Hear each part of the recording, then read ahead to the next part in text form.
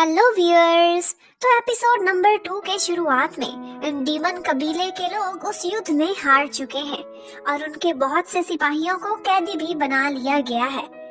You Ming युद्ध जीतने पर बहुत खुश होता है, लेकिन बाई चुआन के माइंड में यही चल रहा था कि किसने जाकर डीमंस के जनरल्स को मारा है। वो जल्दी में यही बात जी शुआन से डिस्कस करने के लिए वहां से निकल जाती है। जी चुआन उस टाइम पर मजे से अपने टेंट में बैठा हुआ होता है। यहाँ पर हमें पता चलता है कि जी चुआन का एक स्पेशल गार्ड भी है और उसको कुछ न कुछ आइडिया होता है कि जी चुआन ने इस युद्ध में कितनी बड़ी कंट्रीब्यूशन की है। इतने में लू जाए एक बोरी उठाता हुआ टेंट में अंदर आता है और जब वो उसे खोलता है तो उसमें वही लड़की होती है। इतनी सारी सुंदरता देखकर जी चुआन का नजरें हटाना थोड़ा मुश्किल हो गया था। फिर वो अपने गार्ड को फौरन वहां से चले जाने को कह देता है। फिर लू जाए बताता है कि मेरा ख्याल है ये डीमन कबीले के सरदार की बेटी है और ये उन सारे लोगों को इतनी प्यारी है कि जब हम इसे लेकर आ रहे थे तो बहुत से सिपाही बेबस होकर रोने ही लग गए थे। यहाँ पर वो दोनों लड़के मिलकर उसको तंग करने लगते हैं कि हम इसका क्या करें, क्या इसे सेल कर दें तो हम रातों रात बहुत अमीर भी हो जाएंगे। ये सारा टाइम वो लड़की बेचारी खामोशी से बैठी सब कुछ सुनती रहती है।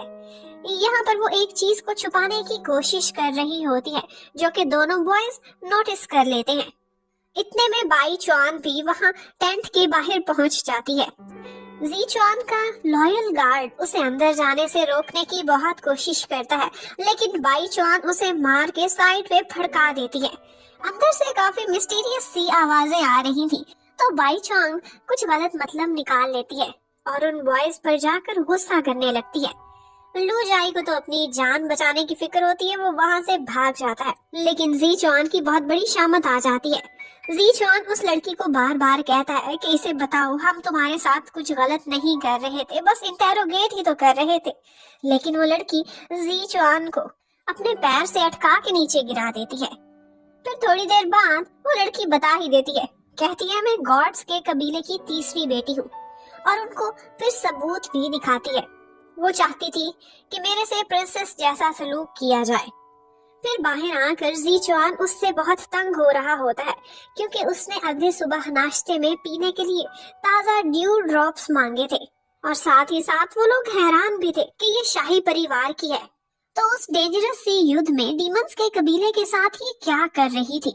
यहाँ पर बाई चुआन जनरल्स के कत्ल की बात करती है तो जी चुआन उसे कुछ भी बताने की बजाय बहुत मजे से उस बात को टाल देता है कि ये सारा हीरोइक कारनामा उसी का था।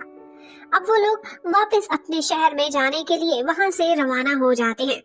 युद्ध जीत कर वो अपने शहर में पहुंचे थे, सारे लोग बहुत खुश होते हैं। वहां से फ्रेश होने के बाद जी चुआन अपने ऑफिसर से मीटिंग के लिए जाता है। ऑफिसर उस टाइम अपने रूम में नहीं था, तो जी चुआन उसकी एक छुपा कर रखी हुई पुरानी वाइन को उठाकर पीने लग जाता है। ऊपर से ऑफिसर आ जाता है और उस पर गुस्सा करने लगता है, तो जी चुआन बहुत तेज था, आगे से कहता है कि अगर किसी को पता चल गया कि आपने वाइन रखी हुई है तो ये तो रूल्स के खिलाफ है, ऑफिस में नहीं होनी चाहिए, इसलिए आप भी पकड़े जाओगे और मैं भी। खामोशी से मेरे साथ एक टोस्ट करें और दोनों पीते हैं। फिर यहाँ पर जी चुआन को पता चलता है कि उसके इस युद्ध में इतनी अच्छी परफॉर्मेंस से खुश होकर उसकी ईस्टर्न स्टेट से अब कैपिटल में as a deputy commander transfer किया जा रहा है। वो ये सुनकर काफी खुश होता है और फिर यहाँ पर हमें एक नए कैरेक्टर यांग मिन हुआ का भी पता चलता है जो कि आजकल पावर में है और उसी ने ही इस प्रमोशन का ऑर्डर दिया है। लेकिन अजीब बात ये थी कि पास्ट में यांग मिन हुआ की चालों की वजह से जी चुआन की फैमिली को बहुत सफर करना पड़ा था, तो अब भी ये उसकी कोई चाल ना हो। फिर अगले सीन में हम देखते हैं कि जी चुआन के फ्रेंड्स उसके ट्रांसफर होने पर उसे फेयरवेल पार्टी दे रहे होते हैं, लेकिन जी चुआन इतने महंगे महंगे खाने ऑर्डर करता है तो उसके फ्रेंड्स सोचते हैं कि अगर इसी तरह चलता रहा तो हम बहुत ही जल्द कंगाल होकर सड़क पर आ जाएंगे।